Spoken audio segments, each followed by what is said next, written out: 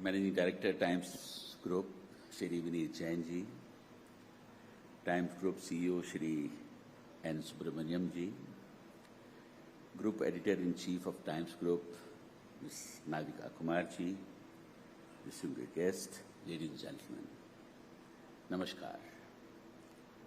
It gives me immense pleasure to be in the midst of this distinguished gathering and senior media professionals at the 4th edition of Times Now Summit. Citizens of India, from towns and villages, young and old, the rich and the poor, are gearing up to participate in the most sacred festival of India, general elections. Every 5 years, the common man goes to the polling station to exercise their democratic right to give his or her own verdict on the performance of the government of the day. India's democratic traditions have been applauded around the world. The theme of today's summit, India Unstoppable, is indeed apt. The last decade has been transformational in the journey of our nation. India's robust economic growth has been powered on the strength of strong institution and independent financial regulator, independent judiciary, and a vocal and independent media. Honorable Prime Minister Mr. Modi has already projected that India will emerge as the third largest economy of the world in the next 5 years. Let us look at some numbers which reflect the changing face of aspirational India, which captures the story of unstoppable India. The number of bank accounts opened under the PM Jan Dhan Yojana has crossed 50 crores. More than 130 crores Indians have Aadhaar card.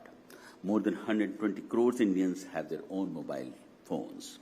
This trinity of Jan Dhan, Aadhaar and mobile phone has revolutionized the digital economy of India. People from around the world are stunned to see how the common street vendor is transacting business on the streets with his mobile phone. Millions of women in India have been empowered in this new age economy and are doing this business sitting at home. Apart from this, a new dynamics of service delivery has been created and all welfare schemes of the central government are delivered through direct benefit transfer. The whole architecture of governance has undergone a sea change. Transparency of the service delivery is the defining mantra.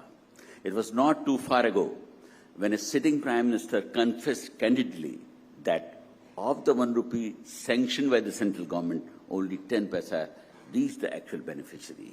This is a thing of past. एक कहावत है, जब कोई व्यक्ति अंधकार से लड़ने का साहस कर लेता है, तो एकमात्र जुगनू सारे अंधकार को हर लेता है. हमारे प्रधानमंत्री जी ने ये इस कविता को चरितार्थ करके दिखाया है.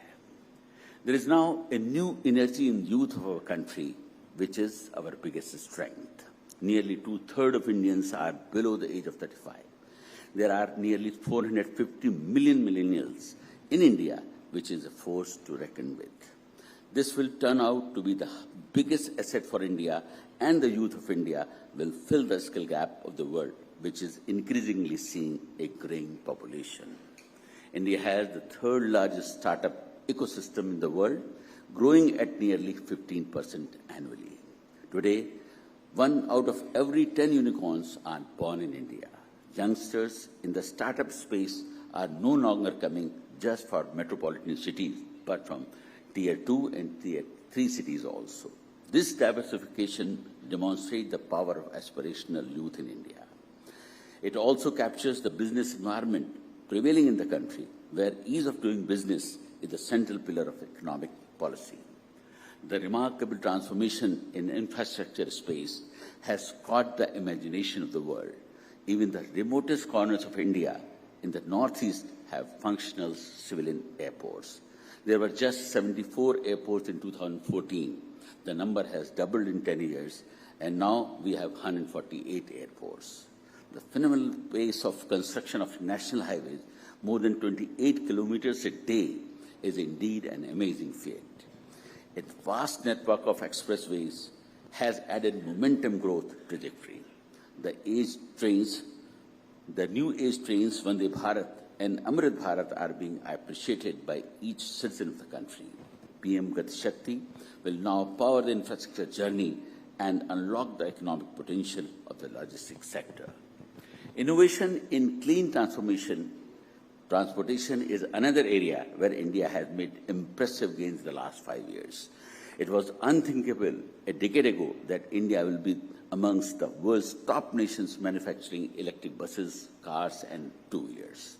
The FAME scheme has ushered a revolution in the automobile industry, and Indian companies are emerging as amongst the top global brands in this space. A few months ago, all of us witnessed with pride India's leadership role in the G20 summit, which was convened in a difficult geopolitical backdrop. The whole world applauded the Prime Minister Modi's role in bringing consensus at the summit. Leaders of the nation also saw the transformation of that part of Delhi which hosted the summit. For me, it was an occasion to step in and work along with a team of officers to ensure that the national capital is spruced up and prepared to receive dignitaries from around the world. The entire team worked tirelessly to ensure that there were befitting arrangements for a global event of that scale. Delhi is a melting pot of India. Apart from being its political capital, it attracts professionals, migrants, and youngsters who move to the city in search of better life prospects. When we view the city from the lens of infrastructure planning, we have to factor in the larger NCR area with a growing population. Delhi has a pivotal role to play in achieving the goal of Viksit Bharat. Compared to the major capital cities, Delhi lagged behind with some legacy issues. However, in the last 2 years, concerted efforts have been made to make Delhi a truly global and inclusive destination. We are streamlining the businesses and licensing processes, making it easier than ever to invest and create jobs. Today, the city has 2 world-class convention centers, Yashobhumi and Bharat Mandapam. These have emerged as overbooked destinations for conventions, meetings, exhibitions, and workshops. During the last 1 year, we gave permission to 750 business establishments to operate on a 24/7 basis. Permissions have also been granted to 5-star and 4-star hotels to operate restaurants and bars on 24/7 basis. With my intervention, the MCD has now started granting licenses for open space dining to the existing eateries. Permission has also granted for creating a special economic zone at Delhi Airport that will further boost the economic growth. A major reform in the old licensing regime has been introduced with a modified unified portal for licensing of eating, boarding, lodging and establishments in Delhi. The licenses that were earlier taking 3 years to be issued can now be obtained in just 49 days. Delhi Metro has changed the face of urban mobility.